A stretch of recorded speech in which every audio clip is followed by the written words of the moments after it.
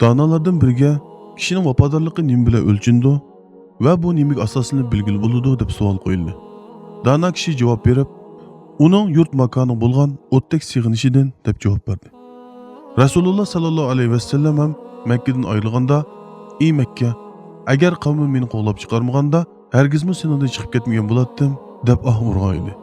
Shundoq, biz Sharq Turkistonliklarmi vatanimizni qo'g'landik va hijrat qildik. Shundoqla qavm qarindoshlarimizni sig'indik va sig'inmoqdamiz. Lekin bu sig'inishimiz bizning vafodorligimizga dalolat qila olmayotdi. Chunki bizning sig'inishimiz bizning vujudimizga singib ketgan ba'zi bir salbiy xarakterimiz tufayli ezitqu shamollarning turkisida allaqandoqdir bir yerlarga uchib ketyapti. Bizni oldiq siljitmayotdi. Mustamlika davrimizga sistemlik ilib berilgan, ming yuvish operatsiyalarida shakllangan tafakkur qurilmamiz, mijoz xuyimiz Sharq Turkiston inqilobiga ajallik ta'sir ko'rsatdi. O'zimiz to'ymagan holda tajovuzchilarning paysiga xizmat qilyapti. Sharq Turkiston musulmonlarning tashkiliy kuchini xohlagan tarafga buray oladigan, saflarni bo'lish va kuchni tarqoqlashtirish, chiritish va parchalanish urqini terish orqali yo'q chiqara oladigan bundoq yoshirin kuch vujudimizni chirmab oldi ekan, Sharq Turkiston ozodligidan so'z echishning hojati qolmaydi.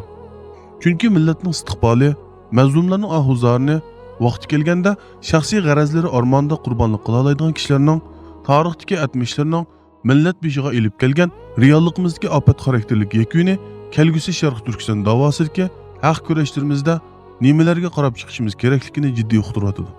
Milliy xarakterimiz sunniylashgancha o'zimizni boshqalarning ko'zaynikidan qaraydigan bichora psixikamiz tufaylidan o'z masalamizni o'zimiz hal qilish loyisini barpo qilish o'rniga boshqalarning og'ziga qarab har tarafga tamtilmoqdamiz. Halbuki to'xtaydigan chegaramiz yoki qizil sizig'imiz yo'q. Aniq plan yo'q harakatning mag'lub bo'lishi yuksak darajada. G'alaba qilgan taqdirdami, g'alaba mevasi dushmanlar tarafidan o'g'rinib ketishi mumkin. Shuning uchun o'yg'oq, kurash irodasi mustahkam, davosiga sodiq, hur irodali kishilarga to'liq ehtiyojligimiz. Chunki zehniyatini qulluq zanjiridan qutuldira olmagan har qanday bir kishida hur yashash istigi bo'lmaydi va o'ziga yangi xo'jayin izlaydi. U yuzdan o'z-o'ziga ega chiqish ro'yi tuvan bo'ldi. Boshqalarning qutuldirishini kutib yashaydi. Tarix insoniy tushunchasiga sal qaragan va faqat o'zining manfaati oshqozonini o'ylaydigan qulluq davridagi itoatchan qullar tarafidan yoki feodal davrdagi bo'ysunuvchi dehqonlar tarafidan va yoki kapitalistik davrdagi itoatman ishchilar tarafidan o'zgartirilgan. Balki oz sondagi zulm va xushomatchilikdan yuz o'rib, insondek bo'lish va hayvonning saviyasiga tushmaslik uchun o'limni qabul qilganlar tarafidan o'zgartirilgan. O'z jinini, melini, yuz obro'yini qo'g'dash uchun o'ldirilsa, shahidlik oliy maqomiga erishadigan muborak islom bilan sharaflangan, izzat hurmat, sharmiy hayo ichida yashagan bir qavm bo'lishimiz qarmay, har kunligi hayvondan battar xo'rliqqa, zulm va qirg'inchilikqa yo'l qo'yayotgan qarindoshlarimizning ichinishli holiga qarab, muhojiratga har birimizning bir g'ayratga kelolmasligi, o'rnimizdan silkinib turib ketolmasligi qalbimizni o'rtayotdi. G'ayratini yo'qotgan bir millatning na qadrlaydigan qadriyatlari, na qo'g'daydigan tuproq bo'ladi. Faqat uningda osiylik, isyon qilguvchi bir zillat qoladi.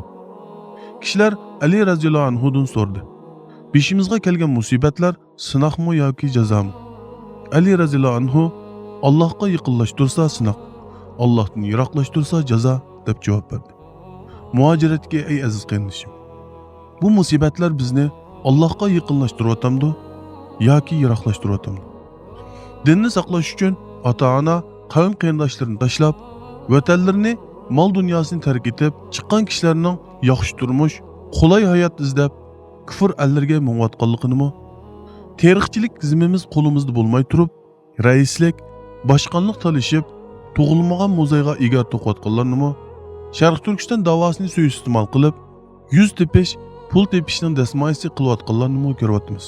Shundoq bo'lishiga qaramay, o'z diniga mustahkam bo'lib, mazlum xalqni bu xorliqdan elib chiqish uchun un-tunsiz xizmat qilayotgan sop yurak qarindoshlarimiz yo'q emas. Ana shularni ko'rganimizda umid chiroqlarining nuri qalbimizni yo'rtdi. Umar roziyallohu anhu aytgandek, agar sizlarning amirlaringlar ichinglardagi eng yaxshilardan bo'lsa, ishlaringlar maslahat bilan bo'lsa va boylaringlar marhamatlik bo'lsa, yer yuzi sizlarga yer ostidan yaxshi. Agar undoq bo'lmaydi ekan, yer osti sizlar uchun yer ustidan yaxshi degan edi.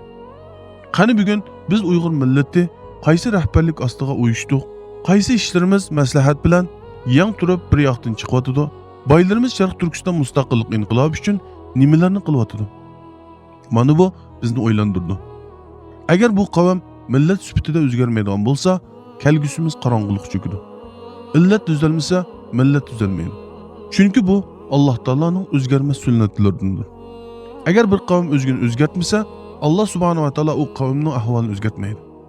Chiqish yo'limiz yanala o'zimiz qaytmoqda. O'zimizni isloh qilishimizga shart qilmoqda. Fursat, xiris, raqobatga shiddat bilan yuz tutayotgan bugungi dunyo vaziyatida musofirlikda to'zib ketish xavfi har vaqt soy tashlayotgan bir qavm bo'lish sifatimiz bilan bugun birdaklikka, qarindoshlikqa, bir-birimizni mustahkamlab chingitishga naqadar ehtiyojimiz bor.